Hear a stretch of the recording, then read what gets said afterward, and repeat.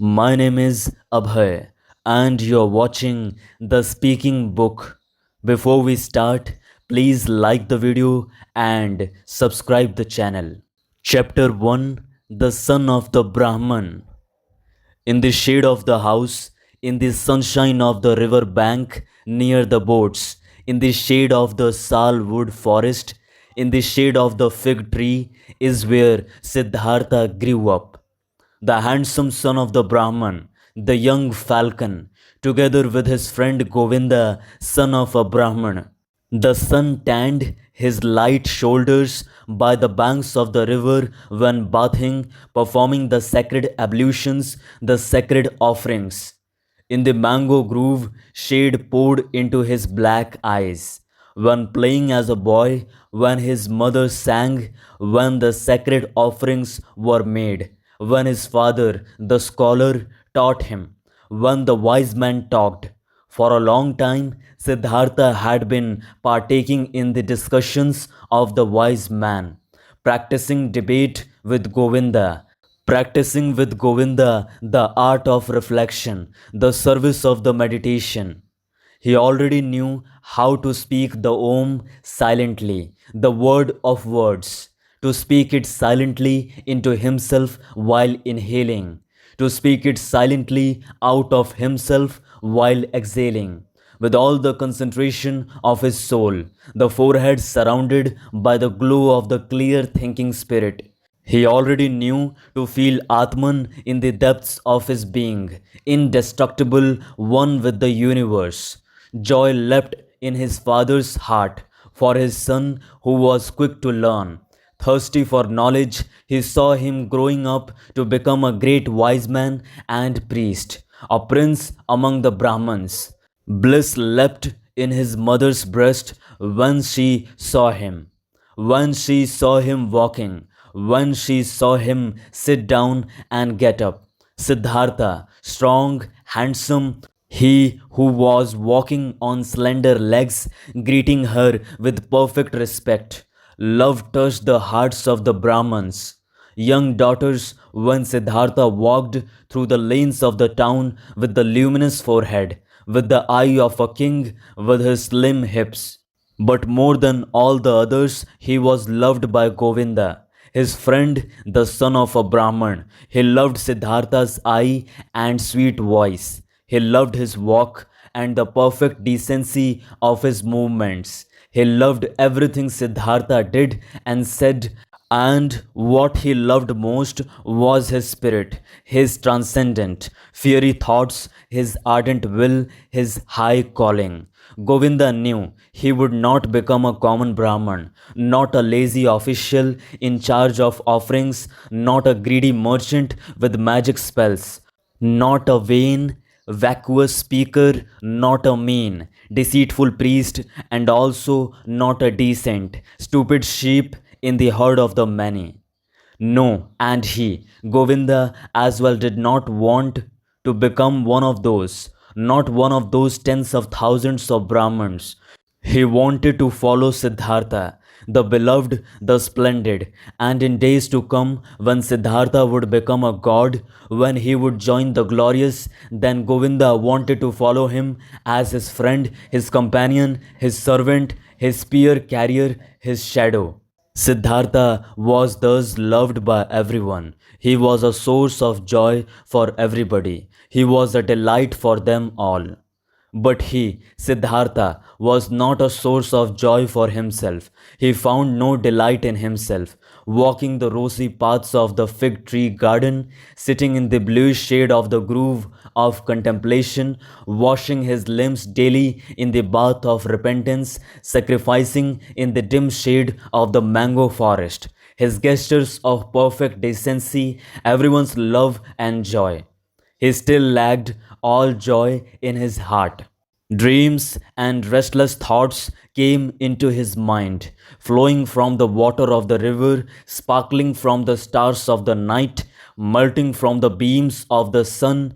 Dreams came to him and a restlessness of the soul, fuming from the sacrifices, breathing forth from the verses of the Rig Veda, being infused into him, drop by drop, from the teachings of the old Brahmins.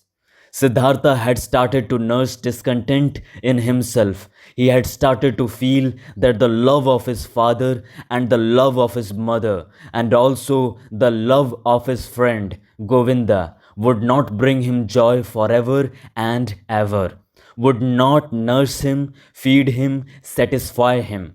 He had started to suspect that his venerable father and his other teachers, that the wise Brahmins had already revealed to him the most and best of their wisdom, that they had already filled his expecting vessel with their richness.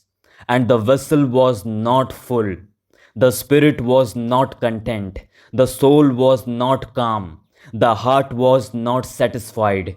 The ablutions were good, but they were water. They did not wash off the sin. They did not heal the spirit's thirst. They did not relieve the fear in his heart. The sacrifices and the invocation of the gods were excellent. But was that all? Did the sacrifices give a happy fortune?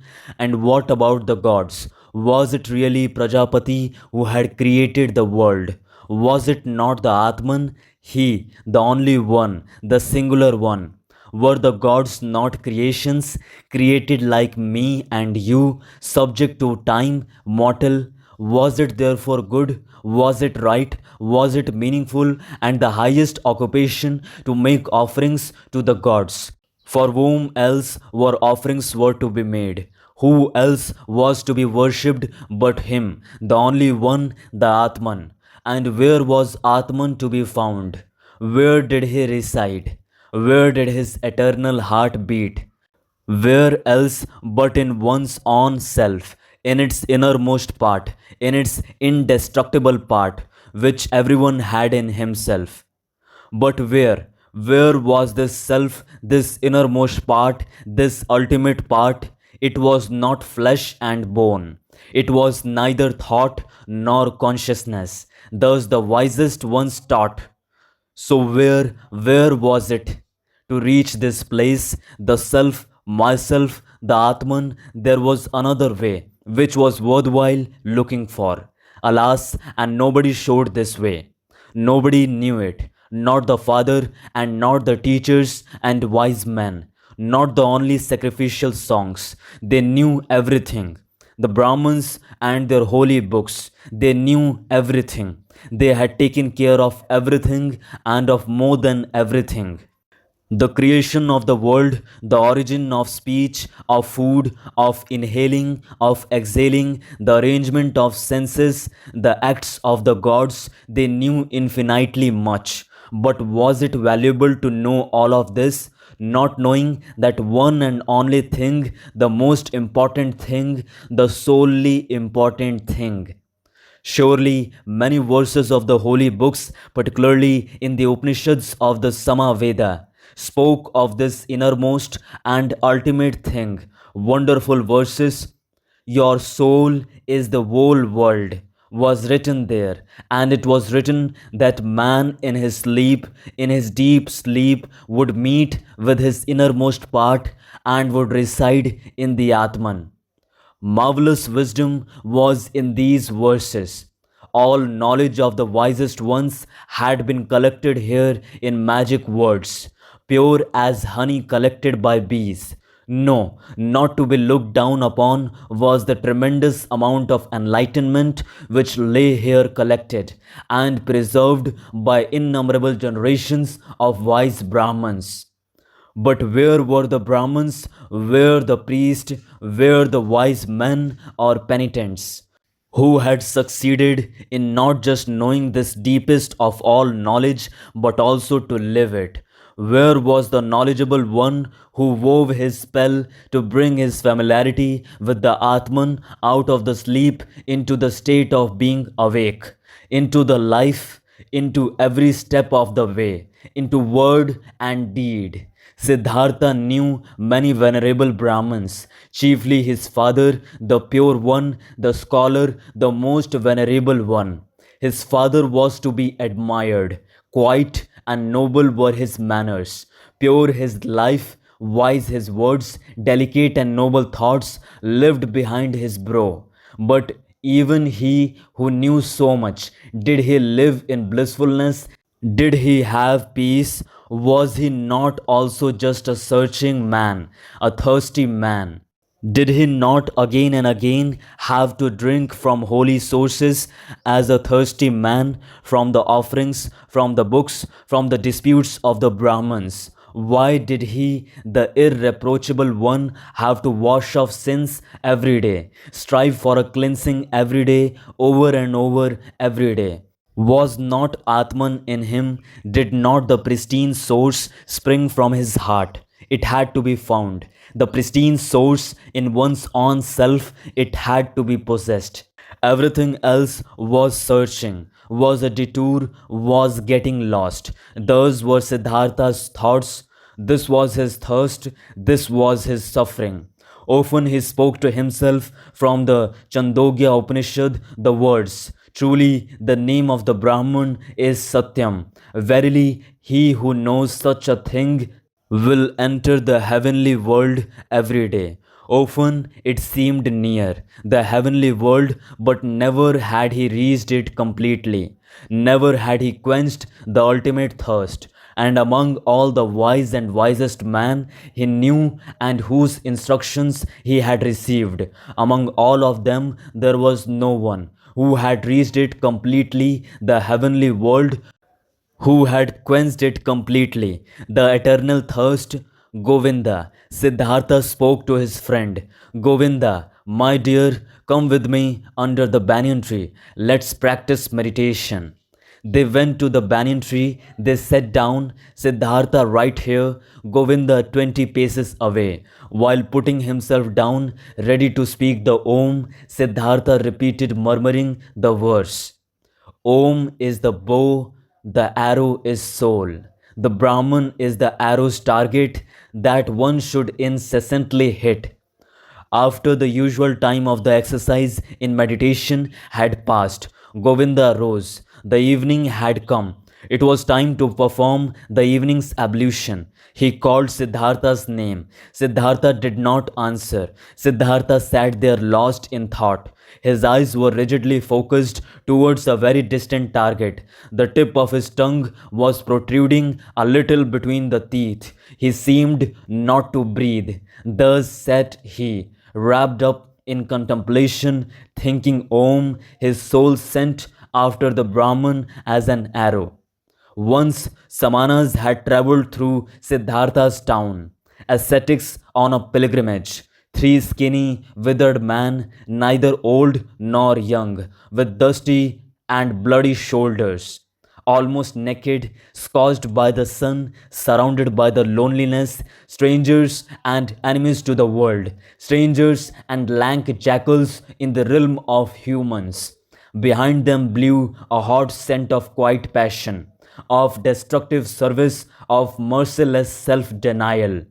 In the evening, after the hour of contemplation, Siddhartha spoke to Govinda. Early tomorrow morning, my friend Siddhartha will go to the Samanas. He will become a Samana. Govinda turned pale when he heard these words and read the decision in the motionless face of his friend, unstoppable like the arrow shot from the bow. Soon, with the first glance, Govinda realized, now it is beginning. Now Siddhartha is taking his own way. Now his fate is beginning to sprout. And with his, my own. And he turned pale like a dry banana skin. O Siddhartha, he exclaimed, will your father permit you to do that? Siddhartha looked over as if he was just waking up. Arrow swift, he read Govinda's soul, read the fear, read the submission. O Govinda, he spoke quietly, let's not waste words. Tomorrow at daybreak I will begin the life of the Samanas. Speak no more of it. Siddhartha entered the chamber where his father was sitting on a mat of bast and stepped behind his father and remained standing there until his father felt that someone was standing behind him. Said the Brahman, is that you, Siddhartha? Then say what you came to say. answered Siddhartha. With your permission, my father, I came to tell you that it is my longing to leave your house tomorrow and go to the ascetics. My desire is to become a samana. May my father not oppose this. The Brahman fell silent and remained silent for so long that the stars in the small window wandered and changed their relative positions. Before the silence was broken, silent and motionless stood the sun with his arms folded. Silent and motionless sat the father on the mat, and the stars traced their paths in the sky. Then spoke the father, "It is not proper for a Brahman to speak harsh and angry words, but there is displeasure in my heart. I do not wish to hear this request from your mouth a second time." Slowly the Brahman rose. Siddhartha stood silently, his arms folded. "What are you waiting for?" asked the father. Answered Siddhartha, "You know what?" Indignant, the father left the chamber. Indignant, he went to his bed and lay down.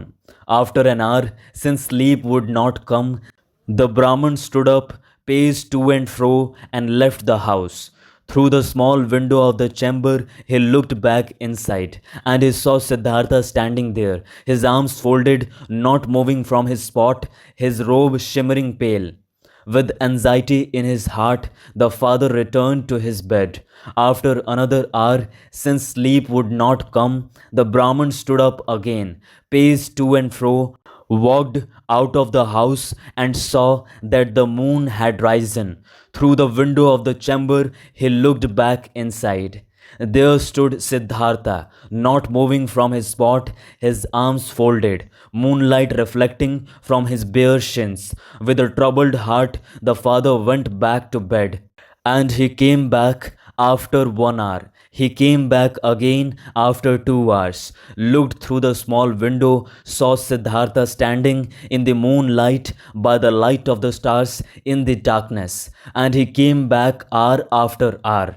Silently, he looked into the chamber, saw him standing in the same place, filled his heart with anger, filled his heart with unrest, filled his heart with anguish, filled it with sadness. And in the night's last hour, before the day began, he returned, stepped into the room, saw the young man standing there, who seemed tall and like a stranger eye to him. "Siddhartha," he spoke, "what are you waiting for? You know what? Will you always stand that way and wait until it becomes morning, noon, and evening?" "I will stand and wait." "You will become tired, Siddhartha." "I will not become tired." "You will fall asleep, Siddhartha." "I will not fall asleep." "You will die, Siddhartha." "I will not die." "And would you rather die than obey your father?" Siddhartha has always obeyed his father. "So will you abandon your plan?" Siddhartha will do what his father will tell him to do. The first light of day glanced into the room. The Brahman saw that Siddhartha's knees were trembling softly, but in Siddhartha's face he saw no trembling.